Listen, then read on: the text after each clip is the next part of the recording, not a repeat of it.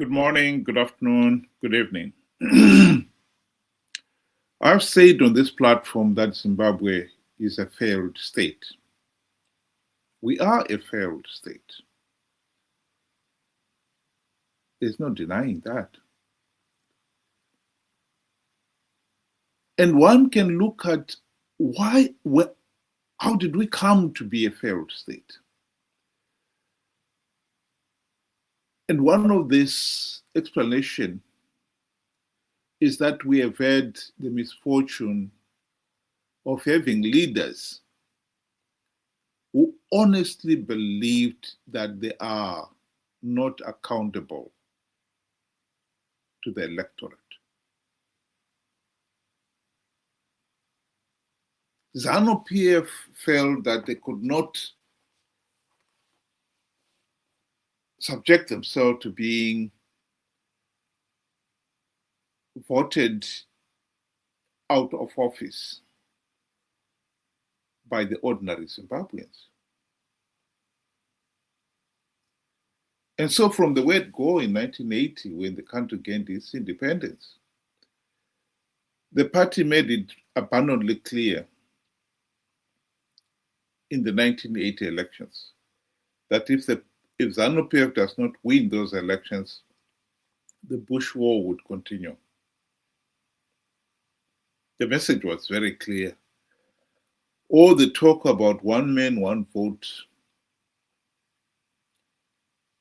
before independence were forgotten. When push comes to shove, Zanu PF will see to it that they rule, with or without the people's blessing. Many people, of course, voted to end the Bush War. And when Mugabe and company got their feet under the desk, the number one priority was to consolidate their power. Within 3 years, the nation found itself being subjected to a brutal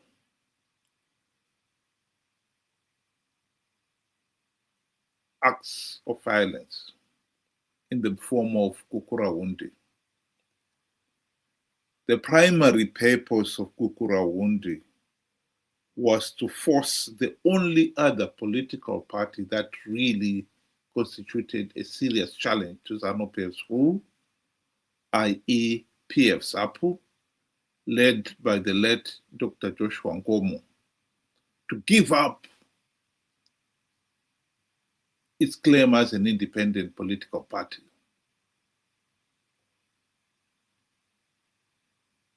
That was the primary purpose of Kukurawundi.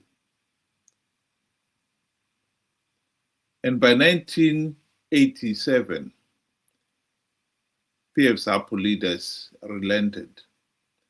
They signed the Unity Accord, which paved the way for Zanu PF to impose the de facto one-party state that has ruled the country to this day. That is the reality. Zanu PF has rigged elections to make sure that Zanu PF rules. And when you rig elections, what you're saying is you don't want the people to hold you to democratic account. So we have got to restate this fact that all those in public office must be democratically accountable to the people. Even if those people are powerful, the masses, who have no clue what is going on, there should be no exception to that. And that should not be negotiable either.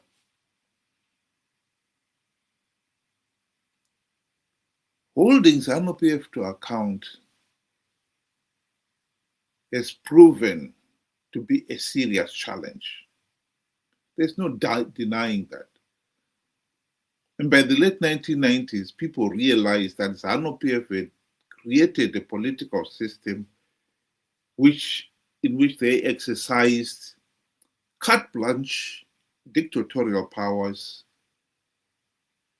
to ride roughshod over the people, denying them their fundamental rights and freedoms, including the right to a meaningful say in the governance of the country.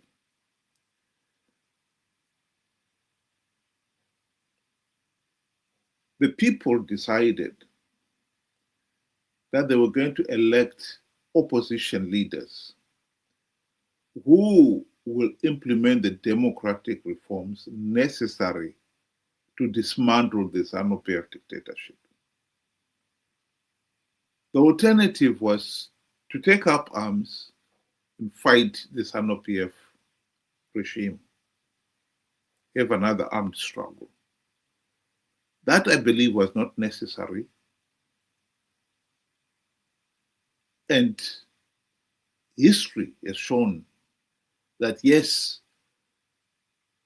the opposition leaders they elected, they did have the opportunity to implement the necessary democratic reforms. The only problem is, of course, they failed to do so in 25 years, including the 5 years in the GNU, for no other reason than that they sold out.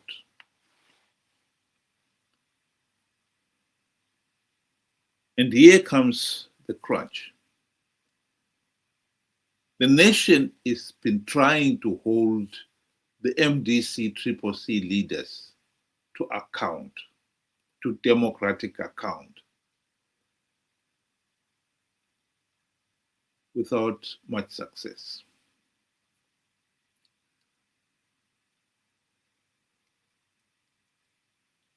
This is a recent posting by Nelson Chamisa, in which he is claiming the duty to lead. He wrote, "When the people choose you as their leader, the voice of the haters and the naysayers no longer matter."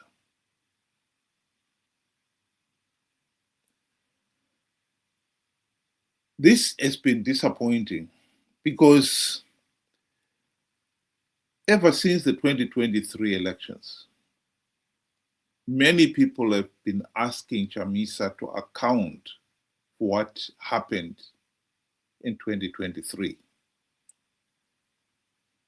He lied to the people that he had plugged all the vote-rigging loopholes. He knew that was a lie, but he said it anyway, to con people to participate in flawed elections. The consequences of that is that that gave Zanu PF legitimacy. How anyone can refuse to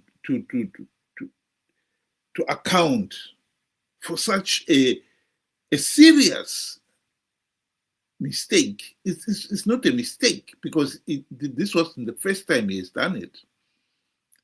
He lied again in 2018.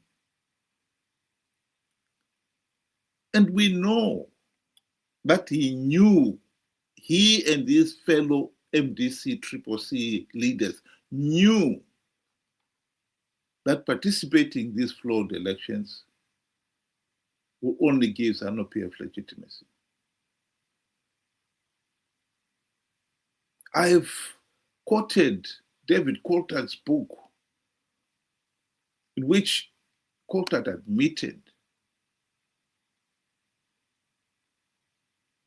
that very point, that they were participating in flawed elections, which they knew were flawed, which they knew that by participating they're only giving Zanu PF legitimacy. So we cannot pretend that they didn't know. They knew.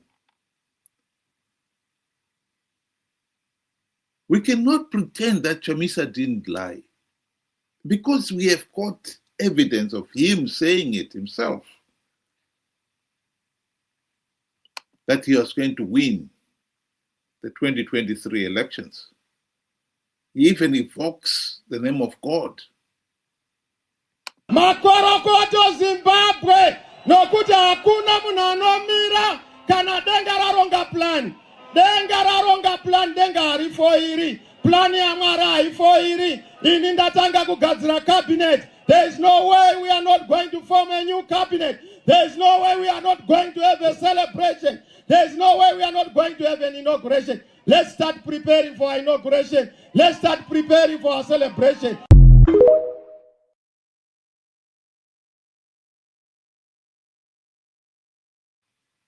What happened to the celebration? Why didn't it happen? He knew that Zanu PF was blatantly rigging those elections.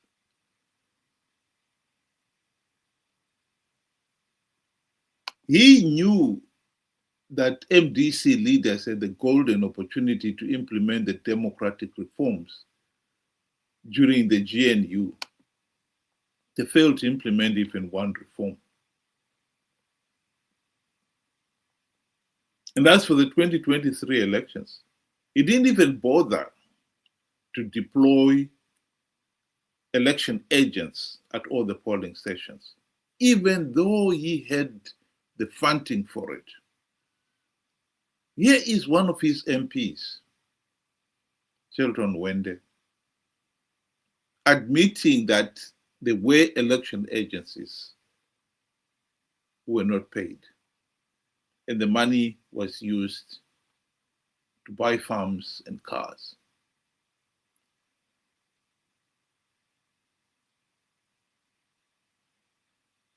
It is important to understand that democracy works if those in positions of power and authority are accountable to the people.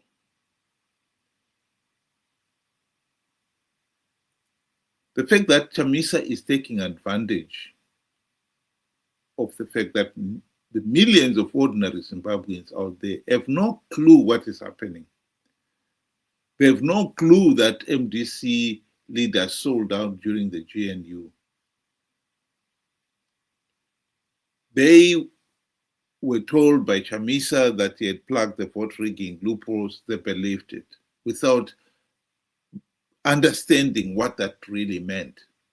If Chamisa said he has blocked the loopholes, Zanu PF will not rig, they believed it.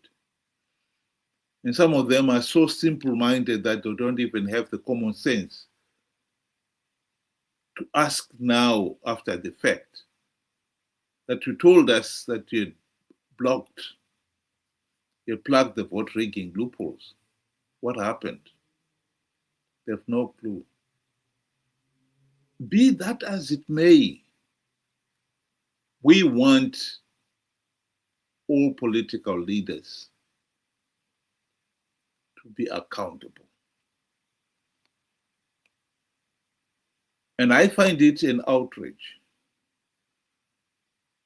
that every time anyone tries to say to Chamisa and company, account for A, B, C, D, he has got the arrogance of dismissing those people as haters. That is totally unacceptable. That.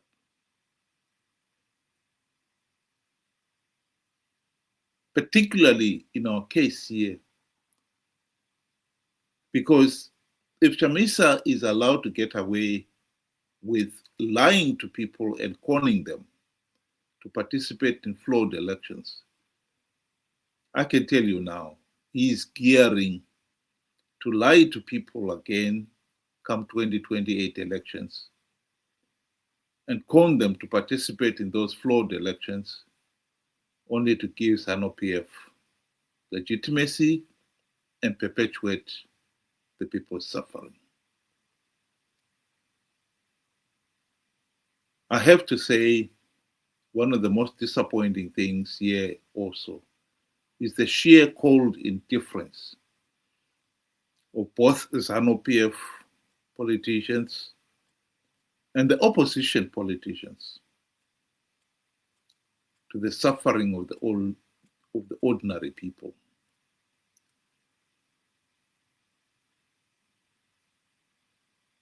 One of the problems we have why we are a failed state is that we have failed to govern ourselves. I think the sheer cold indifference of the political leaders to the suffering of the masses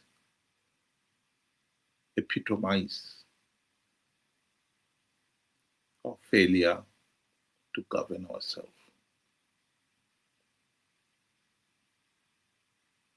Think about it.